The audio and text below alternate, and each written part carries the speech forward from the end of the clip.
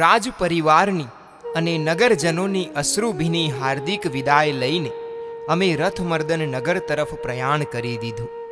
જે માર્ગે અમે આવ્યા હતા એ જ માર્ગે પાછા જવાનું નક્કી કર્યું હતું, કારણ કે રૂકમિણીને ઋષિ દત્તાનો એ આશ્રમ જોવાની તાલાવેલી હતી. ઋષિ દત્તાને એના પિતા રાજર્ષિના સ્તૂપના દર્શન કરવાની ભાવના હતી અને મારી ઈચ્છા પરમાત્મા ઋષભદેવના દર્શન અને પૂજનની હતી. આશ્રમ આવતા જ અમે ત્યાં પડાવ નાખ્યો. રૂકમિણીને લઈ ઋષિદત્તા મંદિરના પગથિયા ચઢી ગઈ અને હું એમની પાછળ જ હતો. ભગવાન ઋષભદેવના દર્શન સ્તવન કરતા મારા રોમ રોમ વિકસ્વર થઈ ગયા. અમે ત્રણેય ખૂબ જ ભાવભરી સ્તવના કરી. ત્યાંથી અમે સ્વર્ગવાસી રાજર્ષિના સ્તૂપ પાસે ગયા. ઋષિદત્તાનું હસતું મુખ ગંભીર બની ગયું. એની ચંચળ આંખો સ્થિર બની ગઈ. સ્થિર આંખો ભીની થઈ ગઈ અને તે પંચાંગ પ્રણિપાત કરતી જમીન પર બેસી ગઈ. મેં અને રૂકમિણીએ એને પ્રણિપાત કરી, રાજર્ષિને શ્રદ્ધાંજલિ આપી. મેં ઋષિદત્તાને બે હાથે પકડીને ઊભી કરી. ઋષિદત્તા તો રડી રહી હતી. મેં મારા ઉત્તરીય વસ્ત્રથી એની આંખો લૂછી. રૂકમિણીની આંખો પણ ભીની થઈ ગઈ હતી. તેણે ઋષિદત્તાનો હાથ પકડી લીધો હતો. અમે ત્યાંથી એ ઝૂંપડીમાં ગયા કે જ્યાં રાજર્ષિનો નિવાસ હતો, અને ત્યાર પછી મુનિકુમારના રૂપે ઋષિદત્તાએ નિવાસ કર્યો હતો. ત્યાં અમે ત્રણેય બેઠા હતા. રૂકમિણીએ ઋષિદત્તાને કહ્યું, અહીં એક દિવસ રોકાઈ જઈએ તો? ઋષિદત્તાએ મારી સામે જોયું. મેં સ્વીકૃતિ સૂચક સ્મિત કર્યું અને રૂકમિણી રાજી રાજી થઈ ગઈ. આપણે આ કુટીરમાં જ રોકાઈશું? એમ કહીને તેણે કુટીર સાફ કરવા માંડી.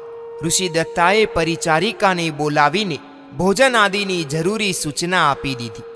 સેનાપતિને એક દિવસ રોકાવાનો નિર્દેશ આપ્યો.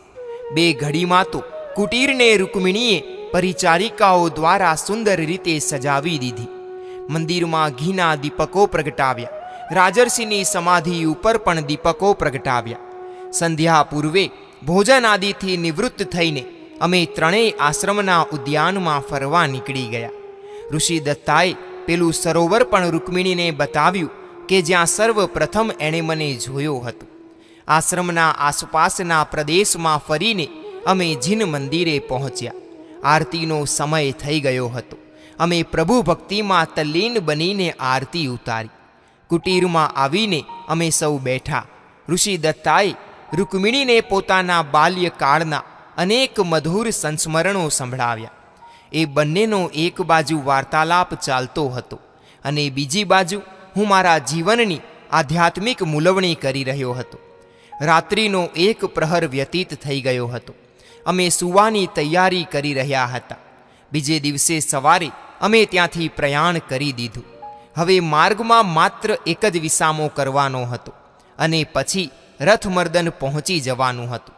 આશ્રમે પહોંચ્યા પછી તુરત જ મેં બે ઘોડે સવારોને રથમર્દન નગરે મોકલીને પિતાજીને સંદેશો મોકલી દીધો હતો.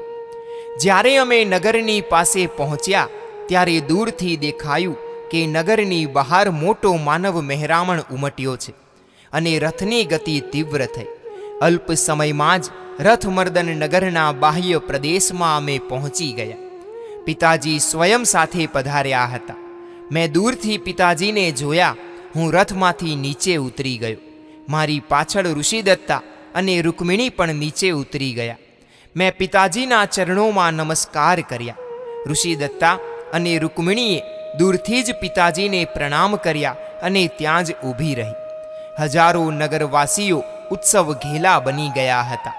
પિતાજીની સાથે હું પિતાજીના રથમાં બેઠો. મારા રથમાં ઋષિદત્તા અને રૂકમિણી બેઠા. સ્વાગત યાત્રા રાજમહેલના ઝરૂખામાં પહોંચી અને મેં સહુ નગરવાસીઓનું અભિવાદન કર્યું. નગરવાસીઓ પ્રસન્ન ચિત્તે વિખરાયા અને હું ત્યાંથી નીકળીને ઋષિદત્તા તથા રૂકમિણીને લઈને સીધો જ માતાજીની પાસે પહોંચ્યો. માતાજીના ચરણોમાં મસ્તક મૂકીને મેં તેઓને વંદના કરી. ત્યારબાદ ઋષિદત્તાએ માતાના ચરણોમાં વંદના કરતા કહ્યું, માતાજી, હું ઋષિદત્તા આપના ચરણે વંદના કરું છું. માતાજી, હું રૂકમિણી આપના ચરણે વંદના કરું છું. મહારાણી તો ક્ષણભર સ્તબ્ધ થઈ ગયા. બંને પુત્ર વધુઓને તેઓ જોઈ જ રહ્યા. ઋષિ દત્તાને જોઈને તેમને પોતાની આંખો પર વિશ્વાસ નથી પડતો. માતાએ મારી સામે જોઈ. મેં કહ્યું, માં, આ બંને તારી પુત્ર વધુઓ જ છે. પણ આ મારી ઋષિદત્તા ક્યાંથી? કેવી રીતે સજીવન થઈ તું એમ પૂછે છે ને? મને કાંઈ સમજાતું નથી. બેટા, ઋષિને જોઈને મારા આશ્ચર્યનો પાર નથી. માં, તારા આશ્ચર્યનો અંત આવી જશે જ્યારે તું પૂરો વૃત્તાંત સાંભળીશ. અમે પિતાજીને વંદના કરી આવી, પછી આવીને હું બધી જ વાત કરું છું. અમે પિતાજીના ખંડમાં પહોંચ્યા. મેં પિતાજીના ચરણોમાં પ્રણામ કર્યા. ઋષિ દત્તા અને રૂકમિણીએ પણ પ્રણામ કર્યા. પિતાજીએ મને તેમની પાસે બેસાડી મારી કુશળતા પૂછી. રૂકમિણીની સામે જોયું અને પાસે ઊભેલી ઋષિ દત્તાને જોઈ. તેઓ કાંઈક વિચારમાં પડી ગયા અને મારી સામે જોઈ મને પૂછ્યું, કુમાર, રૂકમિણીની સાથે આ કોણ છે? આ ઋષિ દત્તા છે પિતાજી. હે, એ કેવી રીતે હોઈ શકે? એને તો પિતાજી, ધર્મો રક્ષતી રક્ષિતઃ. જે મનુષ્ય પોતાના હૃદયમાં ધર્મની રક્ષા કરે છે તેની રક્ષા ધર્મ કરે છે. આપે જલ્લાદોને બોલાવીને પૂછો કે એમણે ઋષિદત્તાનો વધ કર્યો હતો, પછી હું બધી જ વાત કરીશ. પિતાજી વિચારમાં ગરકાવ થઈ ગયા. મેં કહ્યું, પિતાજી, ઋષિદત્તા સંપૂર્ણ નિર્દોષ છે. એના ઉપર કોણે અને કેવી રીતે આરોપ મૂક્યો તે વાત પછી આપને કરું છું. અમે પરવારી લઈએ. ભોજન આદિથી નિવૃત્ત થયા પછી હું આપને બધી જ વાત કરીશ. મારી માતાને પણ બધી જ વાત જણાવવાની છે. ભલે, તમે સહુ પહેલા સ્નાન આદિથી નિવૃત્ત થાઓ. હું ઋષિદત્તા અને રૂકમિણીની સાથે મારા ખંડમાં પહોંચ્યો અને દૈનિક ચર્યામાં પરોવાઈ ગયો. ઋષિ અને રૂકમિણી માતાની પાસે ચાલ્યા ગયા. રાજમહેલમાં ઋષિદત્તાના આગમનની વાત ફેલાઈ ગઈ અને સાથે સાથે નગરમાં પણ એ વાત ફેલાવવા લાગી. ભોજન આદિથી નિવૃત્ત થઈ અમે સહુ પિતાજીના ખંડમાં ભેગા થયા. મેં વાતનો પ્રારંભ કર્યો. સ્મશાનમાં ઋષિદત્તાનું મૂર્છિત થઈ જવું, જલ્લાદોનું મૂર્છિત ઋષિદત્તાને મરેલી સમજીને ચાલ્યા જવું, ત્યારથી માંડીને બધી જ વાત મેં કરી. કાવેરીમાં રૂકમિણી દ્વારા સુલસા જોગણના ષડયંત્રની જાણકારી કેવી રીતે મળી તે વાત જ્યારે કરી ત્યારે પિતાજીના શ્વાસ અદ્ધર થઈ ગયા. મા તો ઋષિદત્તાને પોતાના ખોળામાં લઈને પંપાળવા લાગી ગઈ. રૂકમિણી સાડીના પાલવથી પોતાની ભીની આંખો લૂછવા લાગી અને વાતાવરણ અતિ કરુણાભીનું બની ગયું. પિતાજીની આંખોમાંથી આંસુ વહેવા લાગ્યા. તેઓ ગદગદ સ્વરે બોલ્યા, મારે હાથે ઘોર અન્યાય થઈ ગયો. મહાસતી એવી પુત્રવધુ પર કાળો કેર વર્તાઈ ગયો. મેં કેવું ઘોર પાપ કર્યું, કેવા ચીકણા પાપ કર્મો મેં બાંધ્યા. પિતાજી ધ્રુસકે ને ધ્રુસકે રડી પડ્યા.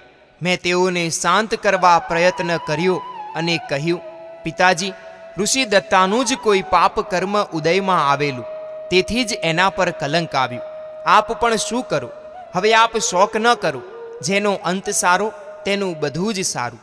ઋષિદત્તા જીવંત મળી ગઈ એ જ પુણ્યોદય છે.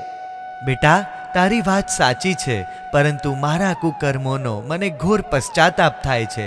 મેં મારી પુત્રવધુ ઉપર કેવો જુલમ ગુજાર્યો. બેટી ઋષિદત્તા, મારા અપરાધની તારી પાસે ક્ષમા માંગુ છું. પિતાજીના કરુણ આક્રંદે અમને સહુને રડાવી દીધા. ઋષિદત્તાએ સ્વસ્થ બનીને કહ્યું, પિતાજી, આપે ક્ષમા માંગવાની ન હોય. આપ પ્રજા વત્સલ છો. આપના હૈયે પ્રજાનું હિત વસેલું છે. પ્રજાજનોની હત્યાથી આપનું હૃદય અકળાય તે સ્વાભાવિક છે, અને પરિસ્થિતિ તથા સંયોગો જેવા ઊભા થઈ ગયા હતા કે આપ મને સજા કરો. આપે પુત્ર સ્નેહનું બલિદાન આપ્યું અને પ્રજાની સુરક્ષા માટે પગલું ભર્યું. આપ નિર્દોષ છો. ઋષિદત્તાની વાતથી પિતાજીને થોડી શાંતિ મળી, પરંતુ તેમના હૈયાની વેદના તો તેવી ને તેવી જ રહી. તેમણે કહ્યું, કુમાર, નગરજનોને ઋષિદત્તાની નિર્દોષતાનો ખ્યાલ આવી જવો જોઈએ. માટે આવતીકાલે રાજસભામાં હું સુલસા જોગણના ષડયંત્રની વાત કરીશ. જાહેરમાં ઋષિદત્તાની ક્ષમા માંગીશ. પિતાજીએ અમને સહુને જવાની અનુજ્ઞા આપી. માતાની સાથે અમે સહુ બહાર નીકળ્યા અને માતાના ખંડમાં પહોંચ્યા. રૂકમિણીએ માતાની આગળ ઋષિ દત્તાની પેટ ભરીને પ્રશંસા કરવા માંડી. ઋષિ દત્તાએ કહ્યું, જો મારી પ્રશંસા કરવી હોય તો હું ચાલી જાઉં. ત્યારે રૂકમિણીએ વાત બંધ કરી. પછી તો માતા સાથે ઘણી વાતો કરી અને માનું હૃદય પ્રફુલ્લિત થઈ ગયું. બીજા દિવસે ભવ્ય રાજ દરબાર ભરાયો. નગરના મહાજન ઉપરાંત બીજા અનેક પ્રતિષ્ઠિત સજ્જનો રાજ દરબારમાં આવ્યા હતા. સહુના મુખ ઉપર ઉલ્લાસ હતો, ઉમંગ હતો, ગંભીરતા હતી તો માત્ર પિતાજીના મુખ ઉપર. રાજ દરબારની પ્રાથમિક વિધિ પૂર્ણ થયા પછી પિતાજીએ પોતાનું વક્તવ્ય શરૂ કર્યું. જ્યારે તેઓએ ઋષિ દત્તાને કલંકિત કરવા યોજાયેલા ષડયંત્રની વાત કરી ત્યારે સહુના મુખ ઉપર સુલસા જોગણ પર તિરસ્કારનો ભાવ તરી આવ્યો. જ્યારે તેઓએ ઋષિ દત્તાના બચી જવાની, જડીબૂટીથી પુરુષ રૂપે બદલાઈ જવાની અને છેવટે મારી સાથે કાવેરી સુધી જવાની વગેરે બધી જ વાતો કરી ત્યારે રાજ દરબારમાં આનંદનું એક મોજું ઉછળવા માંડ્યું. ઋષિ દત્તાને લઈને હું આવ્યો છું એ વાત જાહેર કરતા રાજસભામાં ઋષિ દત્તાનો જય જયકાર થઈ ગયો. થોડીક ક્ષણો મૌનમાં વીતી અને પુનઃ પિતાજીએ પોતાનું વક્તવ્ય શરૂ કર્યું. વફાદાર મંત્રી મંડળ અને વહાલા નગરજનો, તમને કદાચ મારો નિર્ણય જાણીને ખૂબ દુઃખ થશે, પરંતુ મારે એ નિર્ણય જણાવવો જ જોઈએ. મારું મન આ સંસારથી ઉદ્વિગ્ન બની ગયું છે. હવે હું ત્યાગના, સંયમના માર્ગે જવા ઈચ્છું છું. આમેય હવે રાજકુમાર કનકરથ રાજા બનવા યોગ્ય બની ગયો છે. મને વિશ્વાસ છે કે એ રાજ્યનું સુંદર સંચાલન કરશે અને પ્રજાનું સુચારું પાલન કરશે. હવે આત્મકલ્યાણ સાધી લેવાની મારી ઉંમર છે. વૃદ્ધાવસ્થા આવી જ ગઈ છે. જીવન ચંચળ છે. ઇન્દ્રિયોની શક્તિ ક્ષીણ થતી જાય છે. હજુ જ્યાં સુધી દેહ અને ઇન્દ્રિયો સશક્ત છે ત્યાં સુધી ચારિત્ર ધર્મની આરાધના કરી લઉં. પહેલા શુભ મુહૂર્તે હું રાજકુમારનો રાજ્યાભિષેક કરીશ. પછી હું ચારિત્રના માર્ગે પ્રયાણ કરીશ. પિતાજીએ રાજપુરોહિતને રાજ્યાભિષેકનો શુભ દિવસ જોવાની આજ્ઞા પણ કરી દીધી. પિતાજીએ એકાએક અચાનક કરેલી સંસાર ત્યાગની જાહેરાતથી હું ડઘાઈ જ ગયો. મારી માતા રાજસભામાં હાજર ન હતા તે સારું થયું. જો તે હોત તો શું થાત? એ કરુણ કલ્પાંત કરત, એ બેભાન બની જાત. રાજસભાનું વિસર્જન થયું. લોકો વિખરાઈ ગયા અને હું પિતાજીની સાથે જ રાજમહેલમાં પાછો આવ્યો. પિતાજી સીધા જ મારી માતાની પાસે ગયા. હું મારા નિવાસમાં પહોંચ્યો. ત્યાં ઋષિદત્તા અને રૂકમિણી મારી રાહ જોતા હતા. મેં જઈને રાજસભામાં બનેલી એ બધી જ વાતો કહી સંભળાવી. જ્યારે મેં તેઓને પિતાજીની સંસાર ત્યાગની વાત કહી ત્યારે બંને ચોંકી ઉઠી. શું ખરેખર પિતાજી સંયમના માર્ગે જશે? સાચે જ સંસારનો ત્યાગ કરી દેશે? હા, આજ સુધી મેં પિતાજીને ક્યારેય પોતાના નિર્ણયમાંથી ડગેલા નથી જોયા. પરંતુ શું માતાજી એમને સંયમના માર્ગે જવા દેશે? ભાવુક હૃદય તો જવાની રજા ન જ આપે, પરંતુ સમજદારી ત્યાગના માર્ગે જતા સ્વજનને રોકે પણ નહીં. માતા ખૂબ રુદન કરશે, ખૂબ કલ્પાંત કરશે, પરંતુ એ પિતાજીના માર્ગમાં વિઘ્ન તો નહીં જ બને. છેવટે પિતાજીને માનવ જીવનની સફળતા માટે આત્મકલ્યાણની સાધના કરવા જ દેવી જોઈએ. માતાજીને સમાચાર તો મળી ગયા હશે ને? પિતાજી રાજસભામાંથી સીધા જ માની પાસે જ ગયા છે. તેઓ આ વાત કરવા જ ગયા હશે. તો માતાજીને ખૂબ આઘાત લાગશે. બોલતા બોલતા ઋષિદત્તાની આંખો સજલ બની. માં ખૂબ રુદન કરતી હશે એમ કહેવું છે ને ઋષિ? હા, હું જાઉં માતાજી પાસે? પિતાજી ત્યાંથી જાય એટલે તુરત જ આપણે માની પાસે જઈએ. ઋષિદત્તા બોલી નહીં. તે ઊંડા વિચારમાં ખોવાઈ ગઈ. રૂકમિણી પણ જાણે શૂન્ય મનસ્ક જેવી થઈ ગઈ. હું પશ્ચિમ દિશાના ઝરૂખામાં જઈને ઊભો રહ્યો. નગરના મંદિરો ઉપર ફરકાતી ધજાઓ મારા નજરે પડી. ઉપર આકાશમાં ક્યાંક ક્યાંક ઊભેલી નાની નાની વાદળીઓને જોઈ દૂર દૂર આકાશ અને ધરતીના મિલનને જોયું. જાણે કે અંતયાત્રા શરૂ થઈ ગઈ હોય એવો મને આભાસ થયો. પિતાજીના સંસાર ત્યાગના નિર્ણયે મારા અંતઃકરણમાં પણ ખળભળાટ પેદા કરી દીધો. ઊંડે ઊંડે મારા હૃદયમાં પણ સંયમ જીવનનો પ્રેમ પડેલો હતો એ મને હવે સમજાઈ ગયું. આ સંસારની અસારતાના, જીવનની ક્ષણિકતાના અને આત્માની વિશુદ્ધિના વિચારો મને ક્યારેક ક્યારેક આવી જતા હતા. ભોજનનો સમય થઈ ગયો હતો, પરંતુ કોઈને પણ આજે ભોજન કરવામાં કોઈ જ રસ નહોતો.